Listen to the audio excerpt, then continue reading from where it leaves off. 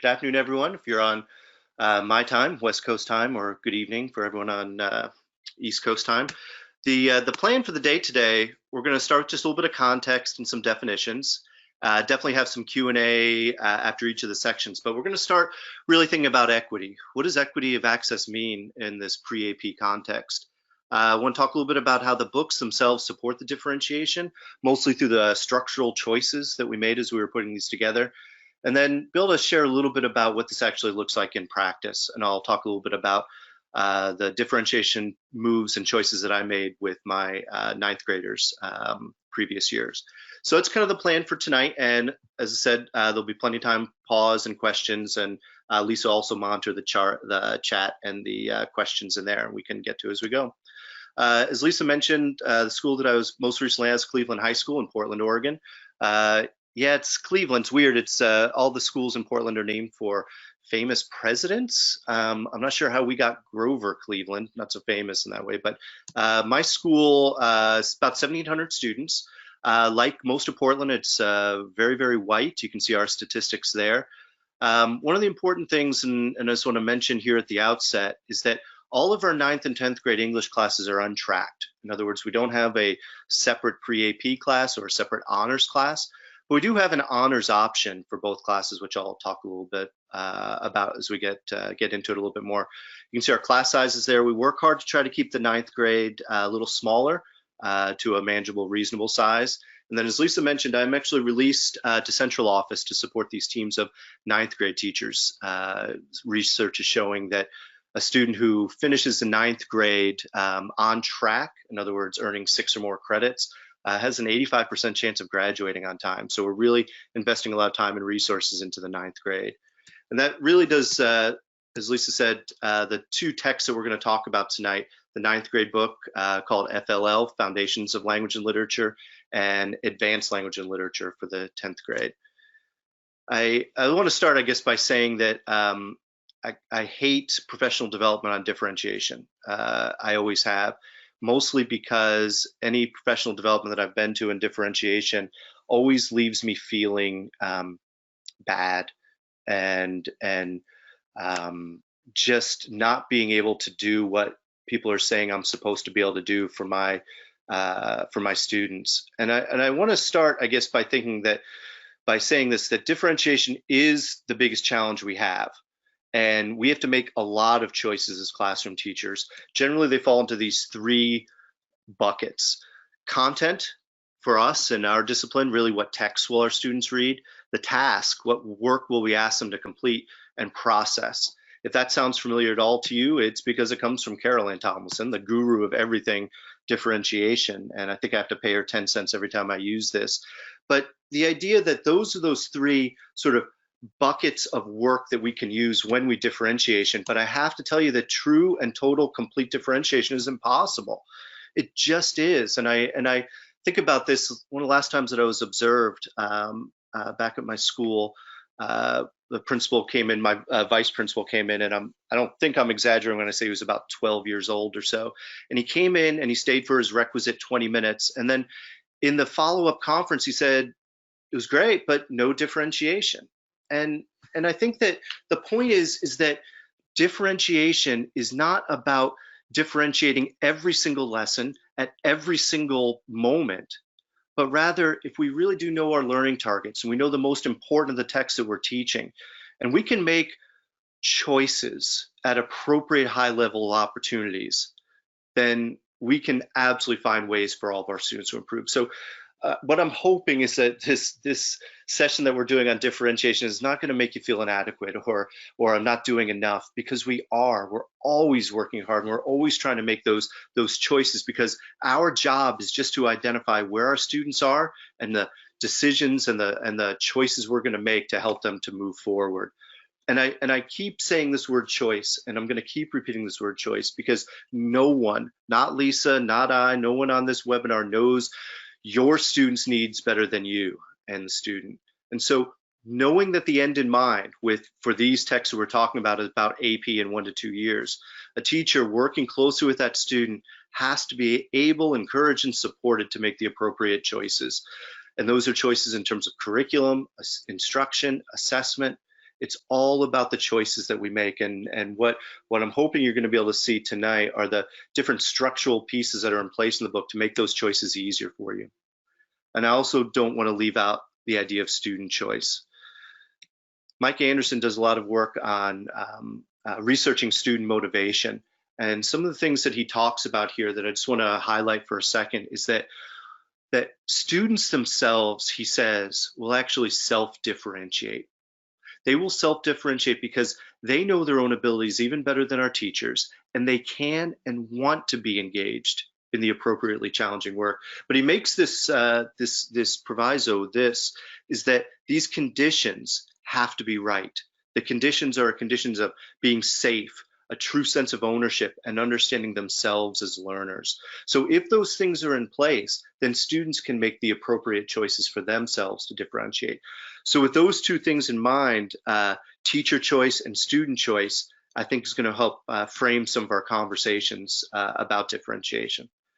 When we talk pre-AP, I think it's wrong for us not to think in terms of equity. This is the College Board's equity and access policy, and they've had one for about a dozen years or so. When they first said and sort of acknowledged that the AP classrooms are not looking like the classrooms of the full school. So the College Board wanted to say, hey, let's open up the doors. Let's make sure that our AP classes look like the backgrounds and ethnicities and races and genders and all of those things that represent our school. And that was great and that was wonderful. But when you open up the doors without the adequate preparation, students and teachers struggle. So luckily, the College Board has revised its own equity and access policy to say that students need to have access to academically challenging coursework before they enroll in the AP classes. And that's really what we're going to be talking about today, because I believe, and certainly in the opinion of Bedford Freeman Worth, is that pre-AP is not a course, but instead it's a series of skills, knowledge, and mindsets that all students can access and to be successful in an AP class, which is one way, and it's not the only way, but it's one way to identify whether they're college and career ready. And we believe that all 9th and 10th graders are pre-AP because they just happen to be enrolled in classes that happened before the AP classes. So I think part of it is about sort of shifting the way that we talk about students.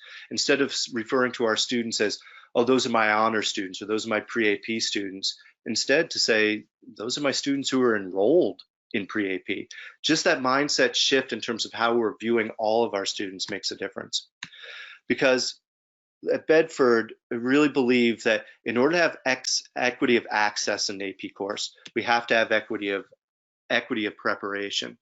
And that means this, just making sure that students have the support and challenge that when they walk into those AP classes in their junior or senior year, that they have the earned confidence in all the skills that they need so that they can be on track for success in both of those AP classes. Now, again, I just want to just offer again that being successful in an AP class is not the only way to prepare a student for college and career. It is only one indicator that's there. And it's one that allows for us to do some things like to do some alignment. You may already be familiar with the two AP courses. The first course is an AP language course, which really focuses it on nonfiction and rhetoric and analyzing argument.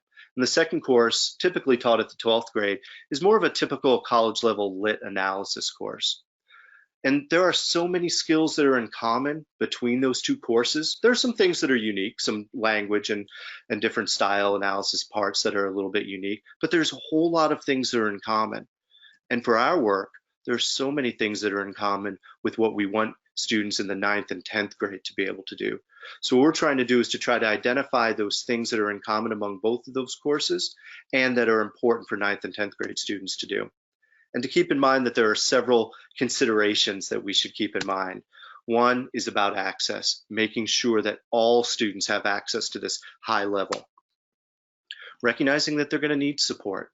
Not all students come into 9th grade prepared to do 9th grade level work, so making sure that there is support in place for them.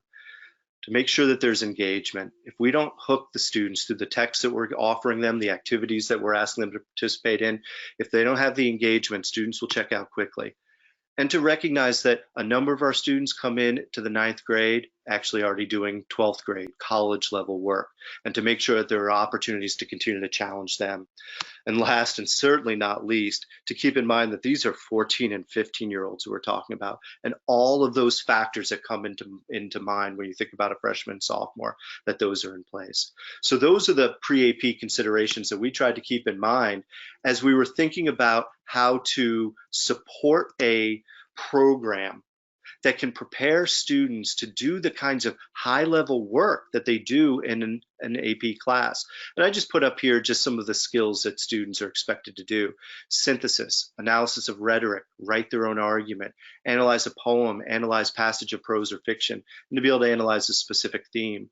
So we just kept asking ourselves, in order to be successful at these 1 to 2 years from now, what is it that students need to be able to know and to be able to do now? So those were sort of the considerations that we had in mind as we were trying to design these, and to recognize that that space of the pre-AP world, that there's a lot of room for us to build and support the skills that they're going to need in the AP courses. So Lisa, this is one of those places where I would just like to take a quick little pause, partly so I can get a drink here, and then also just to see if there are any questions or comments about this notion of equity and access, and maybe how some other people are trying to approach this in their sites.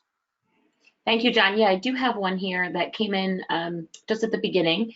The question is, how do you justify open access to all while the students are not prepared for the pre or AP skills? Yeah, absolutely. I would kind of say first, I think that we have to be able to justify not giving all students the opportunity to engage in this work. So I think we have to think about it in that way. And then recognizing that just because we've opened up doors does not mean that students don't need a full range of supports, and they do. And I please don't want you to think that somehow I'm offering any kind of automatic magic bullet that automatically solves all of that. But I would just say that I think that any 14-year-old who's coming into high school for the first time is just a wealth of potential and possibilities. And they just grow and learn and develop so much that I think that we have to have the opportunities to be able to get them then. Thank you. That's the only question for you, John. The other ones were for me. Mm-hmm. Great, excellent. And just keep the questions coming as we go. There's going to be another pause opportunity coming here, because what I want to do next is that I want to talk about the structure of these books, because the structure of these two texts really was with differentiation in mind, recognizing that we're going to have a full range of students in our classes, and the structure of the books tried to address that from the start. So the idea of the opening chapters in both of these books is to just give opportunities for students to practice with those most important and grade level skills and knowledge that they need. So the opening chapters are designed to be about 2 to 3 or 4 weeks or so, just to have students hone in on some of the specific skills that they're going to build on and practice through the whole rest of the year. And there are opportunities at the end of each of these chapters for a culminating activity that for me were always just formative assessments, so I can get a sense of sort of where my students are at any point in time. And I'm going to go through each of these just briefly, but you can see that those are the topics for each of the opening chapters of these two books. In grade 9, we start with the idea of speaking and listening. What does it mean to participate in academic conversations? What does it actually mean to listen actively? What does it mean, and how do you do this to challenge other people's ideas in ways that are beneficial and supportive for everyone? So this whole chapter is just about, really, it's about listening, and it's about preparing to speak and how you share your voice in meaningful ways. There are a lot of sentence frames in here and discussion frames to help students, 9th graders in particular, to have conversations. This is challenging, but it's so important for students to set the groundwork at the beginning of the year for how we're going to talk to each other and how we're going to listen to each other. It's hard because freshmen don't like to talk to each other. The second chapter is about writing, and we start at the very beginning, where we start with just words, diction. What's the power in a word? Why this word over another word? Then we build to sentences. Why do you construct sentences in certain ways for certain effects? And then we build and end this opening chapter with a paragraph. And this is designed, and for my ninth grade class, my ninth graders don't ever write anything past a paragraph in the first semester. By the second semester, they're ready for essays, but at the first semester, it's really about what does it mean to write a really strong and effective paragraph? And that's what that chapter ends with. Chapter 3 is about reading and recognizing and helping students to recognize that there are a variety of ways that we read texts, and we read for different purposes. Sometimes we read a text just to understand it, to be able to demonstrate a summary and a general understanding of that text. But sometimes we ask students to be able to draw interpretations. What's the meaning of the text? What's the theme of this piece of literature? And we also want and introduce students to the idea of reading for style and craft, for reading for things like imagery, reading for diction and syntax and figurative language, and to recognize that we read differently when we're reading for different purposes. And we teach students and introduce them to annotation and why we annotate and why that's a valuable skill. The last of the opening chapters of the ninth grade is their first introduction to using sources. This is akin to and getting them prepared to be able to write synthesis argument as they do in the 11th grade AP language course, but it's also about how do you locate sources, how do you evaluate those sources, and how do you start the process of beginning to incorporating them into your own writing. Again, this really ends at the paragraph level of taking your ideas, having other people's ideas, and bring them together. This is appropriate for the ninth grade level. The opening chapters for the 10th grade, you'll hopefully see sort of take the basic skills and then start combining them and ramping them up. The first chapter asks the question of, why do we do English? What's the purpose of it? And how and why do we analyze? Why do we analyze anything? And how is this similar and different to the kinds of work that we do in a science class or in a social studies class? It's called Reading the World. The second chapter then sort of combines what was happening in the reading chapter in ninth grade, but gets very specific to just literature. How do we annotate for literature? How do we draw interpretations and analyze style? How do we begin to be able to get and talk about theme in a piece of imaginative literature? Whereas chapter 3 then, again, gets more specific in combining skills to look specifically at argument. How do you read a text to be able to identify its claim, its appeals, its evidence, and its style as well? And then chapter 4, again, just like chapter 4 of the ninth grade, is really developing and broadening their skills with synthesis, taking from a single source to multiple sources, and then being able to write what we call sort of an informed argument. We know that our sophomores can argue a lot, but can they write an informed argument based upon sources and based upon sources that are meaningful to their purpose? So the idea of these opening chapters, again, is about skill building. It's about trying to get as many of our students all on the same page as we go forward for the rest of the year. For differentiation, and this is important, that we really tried to identify what the beginning is. Now, there is always a beginning, right? But what we tried to say was that there are very few assumptions that we can make about the skills and knowledge that they brought with them. Most high schools, depending upon the size of your district, may have 3, 4, maybe even 12 different feeder schools coming into the high school. So making assumptions about what the skills and knowledge that the students have is not a great idea. So this is really about starting at the beginning. Key academic terms that sometimes we just throw out there, theme, annotate, rhetoric, synthesis, are defined and practiced for the students in these opening chapters. Short passages, really short, sometimes passages as short as 3 sentences, 4 sentences, to really practice what it is that we should be looking for when we look for style, for instance. And then a lot of formative assessment opportunities, a place for you to get a sense of sort of where your students are in building these skills. And then clearly identified sections where the chapter starts getting more and more difficult and complex. And I'll just give you an example from something in the 10th grade where, as students are talking about reading literature, some of the reading of literature of determining theme and determining meaning students can get. A lot of students have had background in characterization or setting or plot. But then as the chapter goes on, then we start talking about things like style, things like diction and syntax. It's entirely possible that that particular place your students may or may not be ready for. And this chapter itself intentionally scales up into that zone of complexity to make it aware for you to be able to make the appropriate choices for, you know what, I'm going to table this part of the chapter until later on in the year when my students have had a little bit more practice. So the idea of those opening chapters really is to build, to identify the skills that your students need to work on, build on them, and to evaluate where they are currently. Then the rest of the year is opportunities to practice and to deepen those skills and to continue to hone and narrow in and to become stronger at those particular skills through the other chapters. So what I'm going to do is take just a little bit of time to talk about the structure of the other chapters in this, and along with trying to give you an idea of how I made some differentiation choices based upon the structure of these. So the other chapters in this book, they're a little different. The 9th grade book is organized by genre and mode.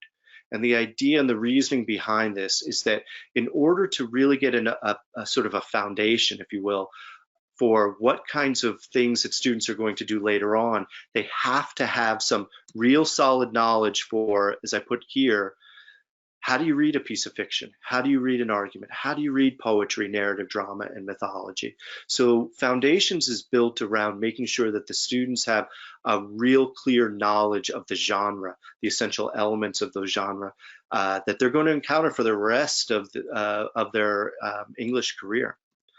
Whereas the 10th grade book, the advanced book, is based around theme. And you can see the themes that are listed there. And this is really much more common to what the English classes that they'll encounter, and the rest, most of the English classes that they'll encounter will be thematic based.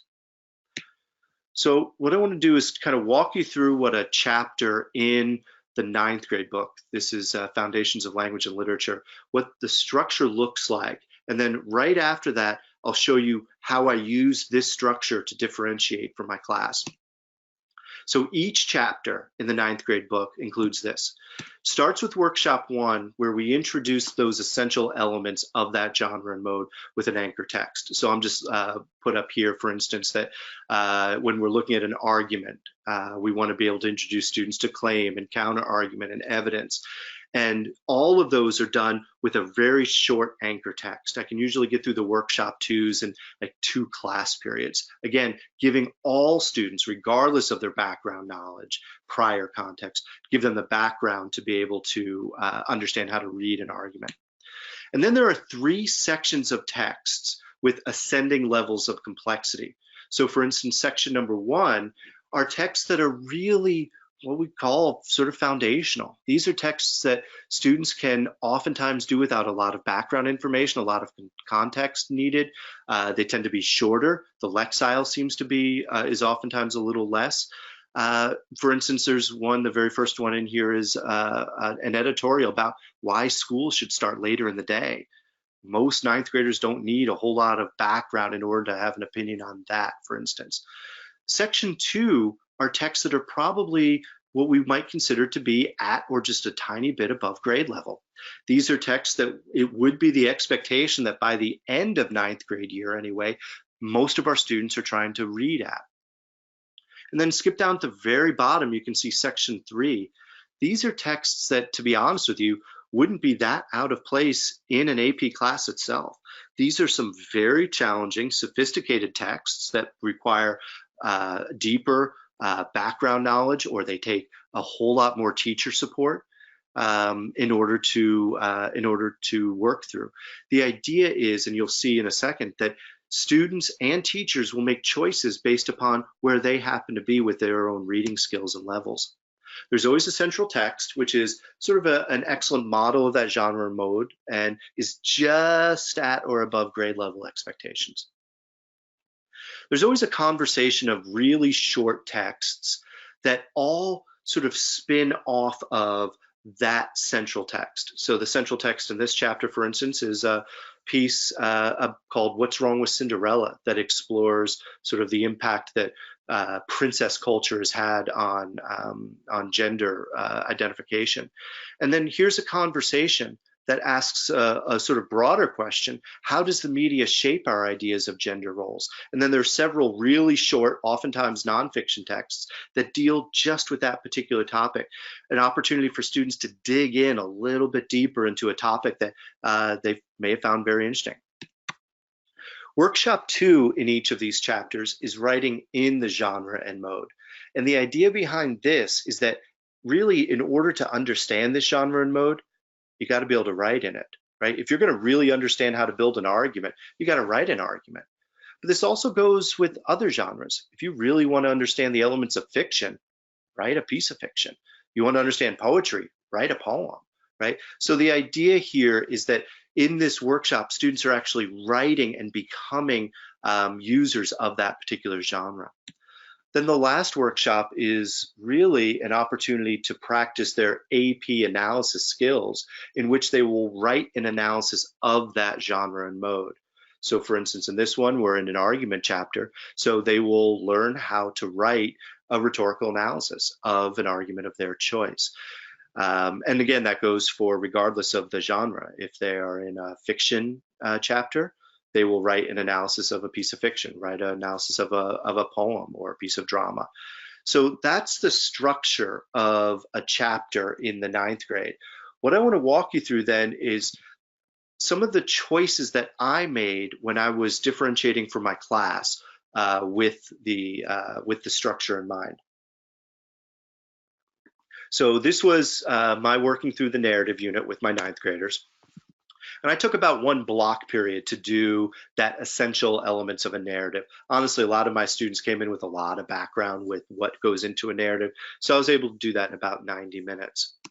As a class, in this entire chapter, we only read 2 texts as a class together. We all read a piece from the section number 1 called By Any Other Name, and all of us as a class, we read the Julia Alvarez memoir called La Granguita. And we did all the things that we would normally do as we're teaching in class. We would do some small group, some whole group reading. We discussed and talked about the narrative elements. We did that as a class.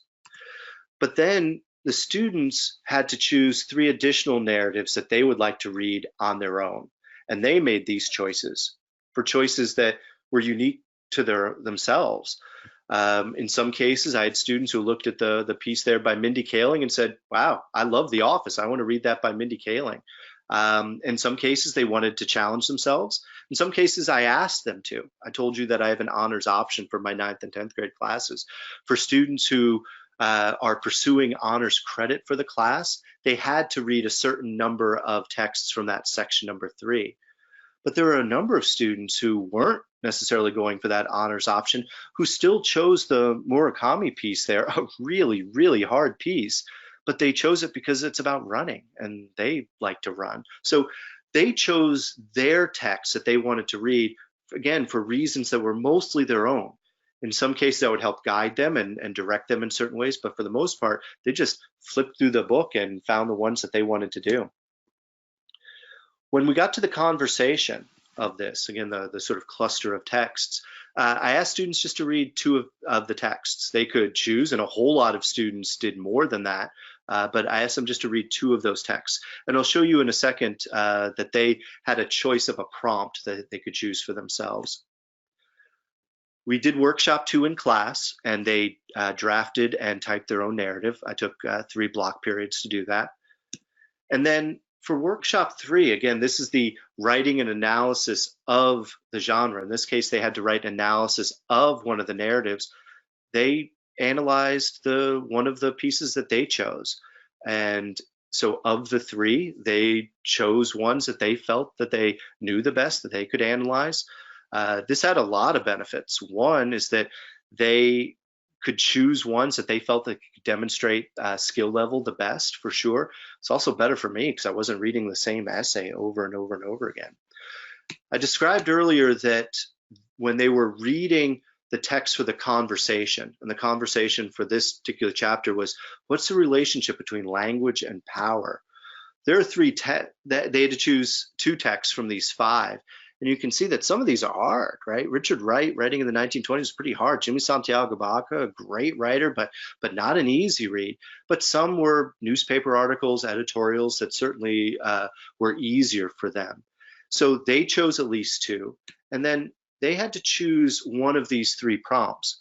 Now, the goal was the same. They had to write an argument that answered one of these prompts, and they had to refer to at least one of the texts that they had read. But you can see that there's a variety of complexity here with these prompts.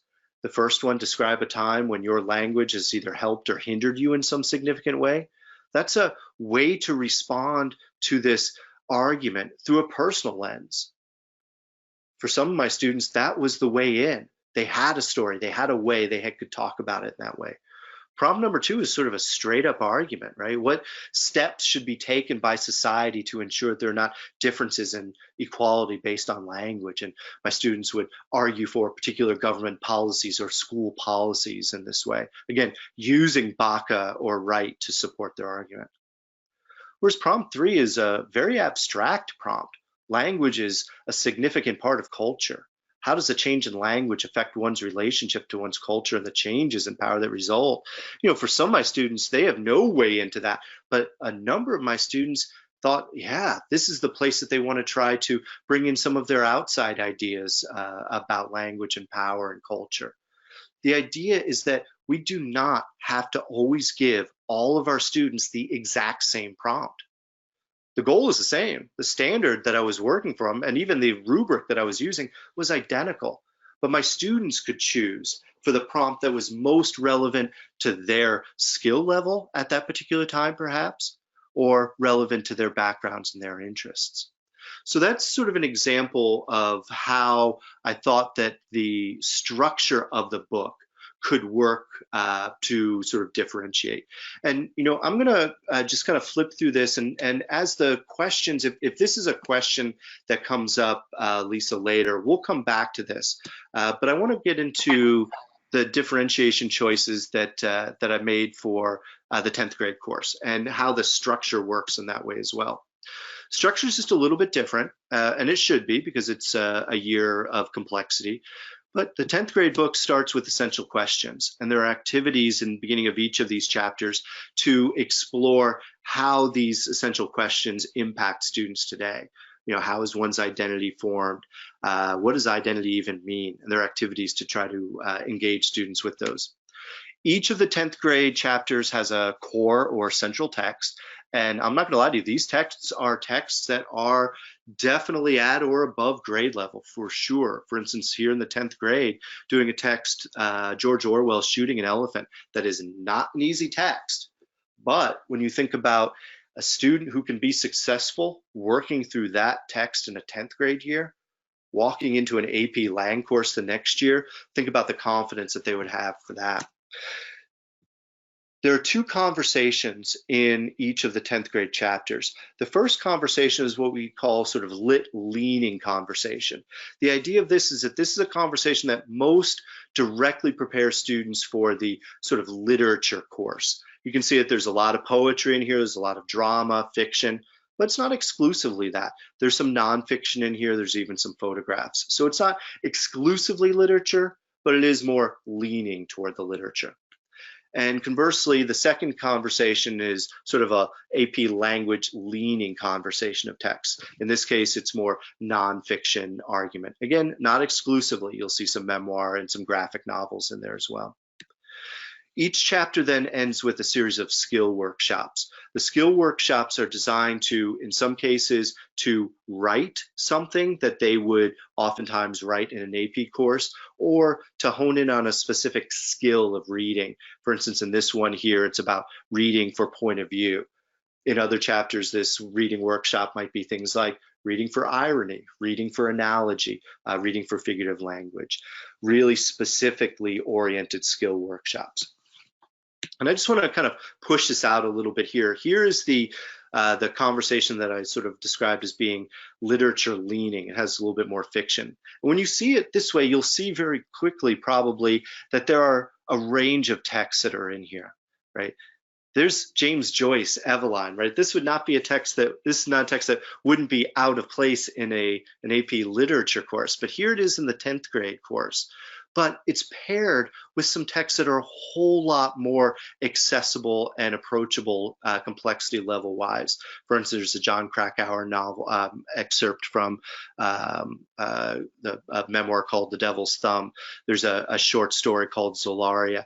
So the idea is that within the 10th grade as well, there are a range of text complexities that allow for both you as the teacher and certainly the student to make appropriate choices for themselves. And I want to do the same thing here real quickly for the nonfiction side. This is the Lang-leaning conversation. There's really some challenging texts in here. Here's Horace Mann's The Common School Journal, right, written in the 1800s, a very complex, difficult text. But also found within that chapter is an excerpt from a graphic novel called Friends with Boys that all students, regardless of level, can access in different kinds of ways. So the idea that I'm trying to communicate here is that the structure of these chapters is designed to try to support your own differentiation choices.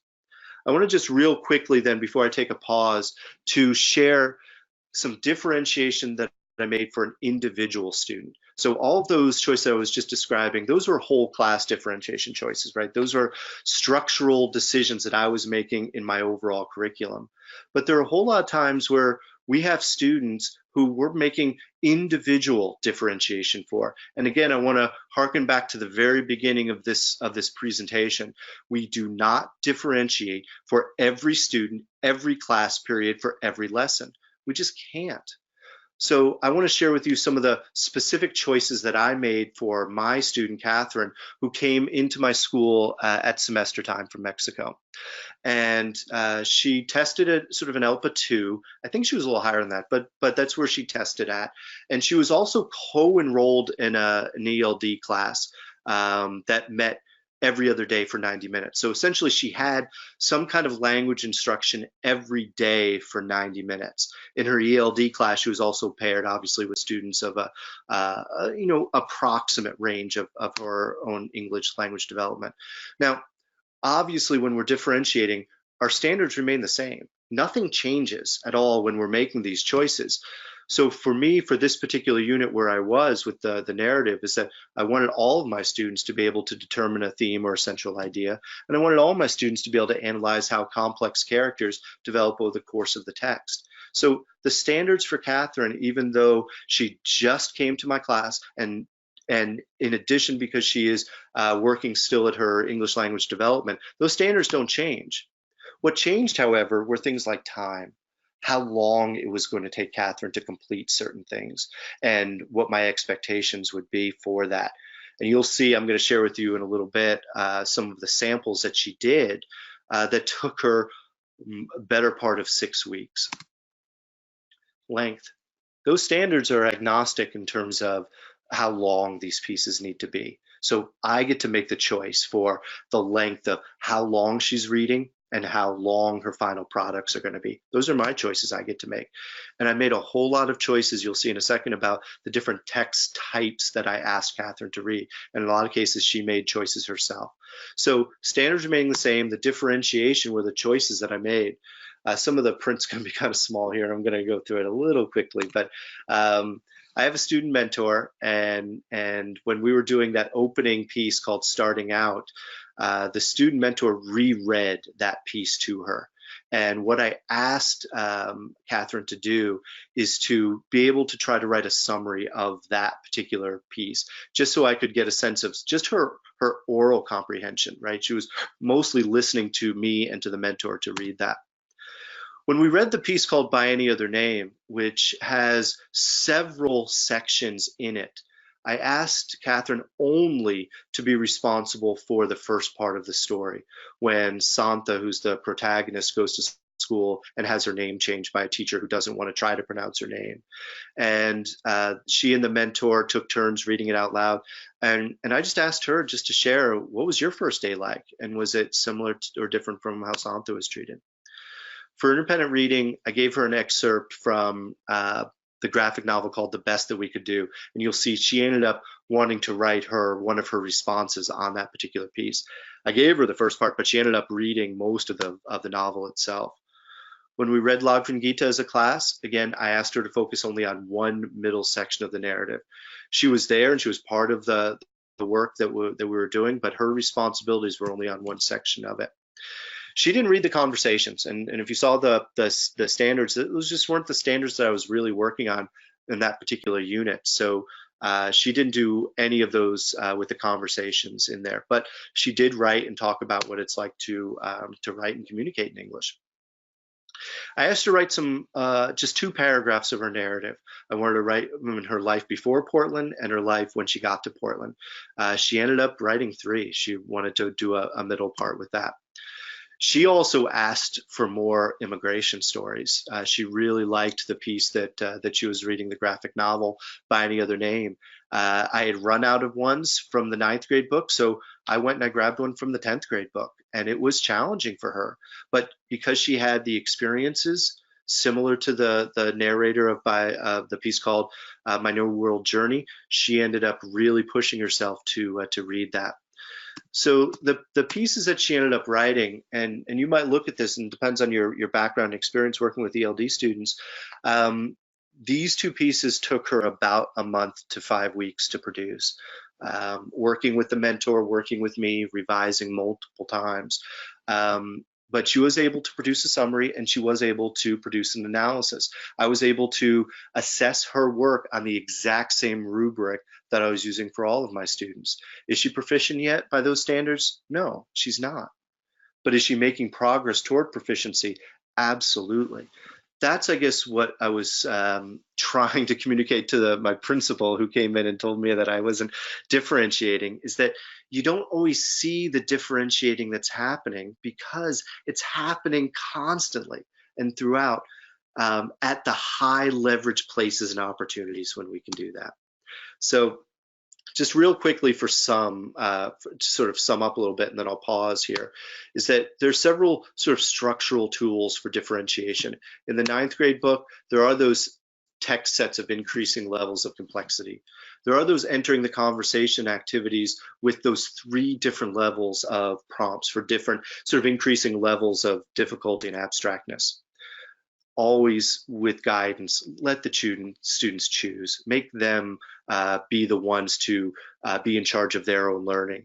And if Mike Anderson is right, they will always self-differentiate to their appropriate level if the conditions are safe for them to take risks. There are these vocabulary and context questions for students who might need a little bit more background to increase their word awareness. There are grammar lessons in the back of the book where students need grammar that is most appropriate for them. They don't necessarily need the same grammar instruction that the person next to them does. So the idea of the grammar lessons is that they become tools for differentiation for you and for your students so that they are making the most appropriate choices to improve their grammar as they go.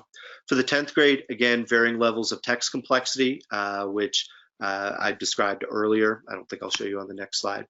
There are a range of topics for composing after each text, again, by increasing text and challenge complexity. There are suggestions which I'm going to share with you in a little bit here about ideas to address the contextual and interpretive challenges that students are going to face. And there are those reading workshops that are very much standalone workshops that I always assigned as based on individual needs. If my students are presenting that they need a little bit more support with tone or figurative language, I would ask for them to do those workshops individually.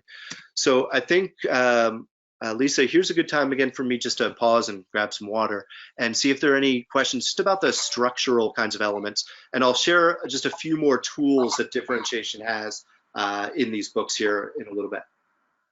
Sure, there are 2 questions here, John, that I'll start with. The first is more of a bigger picture question. The question is, can a teacher use the pre-AP 10 book for both 9th and 10th grades? Okay, sure, absolutely, and I've seen it before. I think that it takes some work to kind of think about where those opening sort of chapter skills, where are those best living within a ninth grade space and which are more in a 10th grade space. And then there are definitely chapters in that 10th grade book that are just simply easier than others. The chapter that I was sort of walking through in terms of identity, those are ones that might lend themselves much more to a ninth grade space than to a 10th grade space, where there might be some really challenging ideas in terms of there's one on our robotic future or socially networked. So I absolutely can see how that could live in multiple spaces for sure. Just takes a little bit of sort of vertical teaming and alignment. Thank you. This other question, you did address it, John, but I'm going to share it anyway because it was only asked a few minutes ago, and you might have some more things you want to highlight. It was, how do you scaffold the skills for struggling students to enter into a conversation with the complexity of the text that you've mentioned? So I'll read it again. I don't know, did that come through okay? Yep. Nope. Nope. I heard it. Yeah. Thank you. Yeah, especially when you're talking about just such a huge range of students' own backgrounds and need. In one way, I'm gonna pause that question just a little bit because I've got a slide coming up that's going to address it. Because my feeling is that when students present challenges with texts for, in some cases, just basic understanding of the words, right? The literal comprehension of the words and the sentence structures, and the other is about the contextual challenges that these texts pose. I am not going to suggest in any way, shape, or form that these texts are designed to be interventions for students needing tier 2 or tier 3 interventions for reading instruction. That's not what these are. There are a lot of products out there that can help you with that.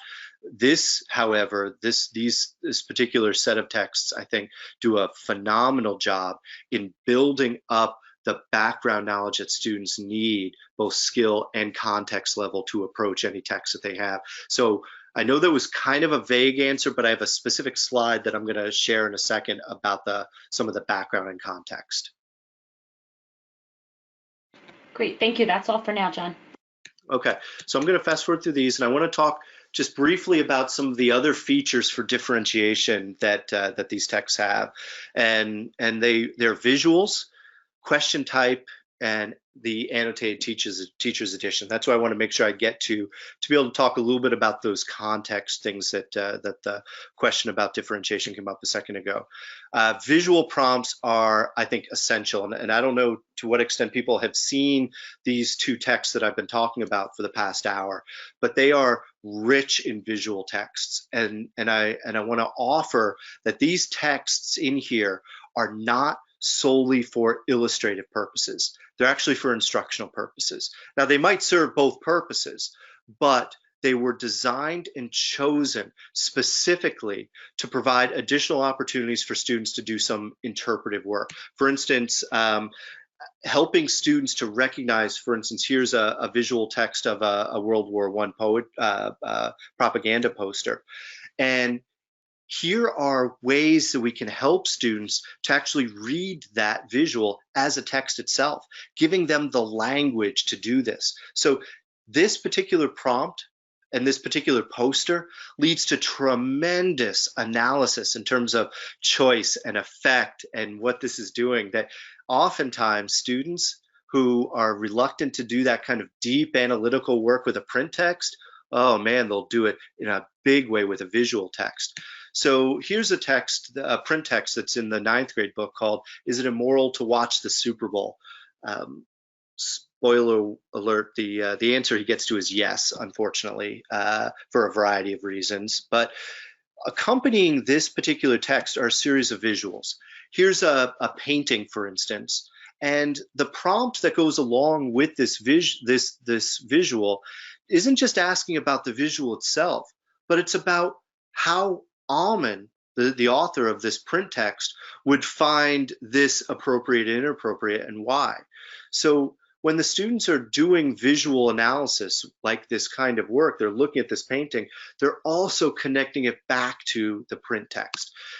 Here's just a warning label, right? That's now on a variety or on the majority of helmets that are sold to high school students. This particular text should be read and can be read and then connected back to Almond to say, hey, if this label's on there, would Almond start watching football again? And looking at a chart, looking at how visual information is presented. And again, being able to read and sort of discover what this chart is telling us and how this chart might be used to support or contradict Almond's own argument.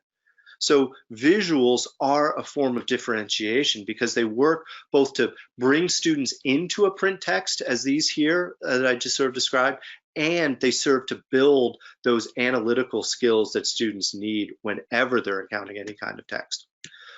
I also believe that the variety of questions that are found in these texts are a source of differentiation. These questions were not designed and written to act in this way.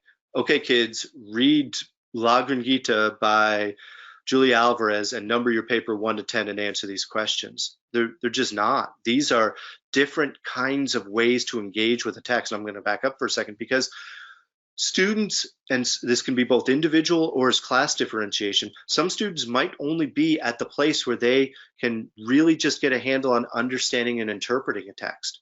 Whereas some students and or class are ready to really start analyzing for style and structure. These prompts, these questions at the end of the text allow for you as a teacher to both differentiate for your class or for individual students, as well as giving them opportunities to demonstrate what they know. If we want to do an analysis of La Gran Gita, you're more than welcome, and students are, to be able to do a lit analysis of La Gran Gita. But students can also demonstrate what they know about La Gran Gita by writing their own argument or by making a personal connection. So again, having the students and you being able to make choices for the ways that students will demonstrate how they're going to meet standard. The last thing that I want to be able to share about the differentiation are those things that I was describing a second ago, which are the pieces that are found within the annotated teacher's edition. All of these notes weren't written by someone sitting in a cubicle at Bedford Freeman Worth.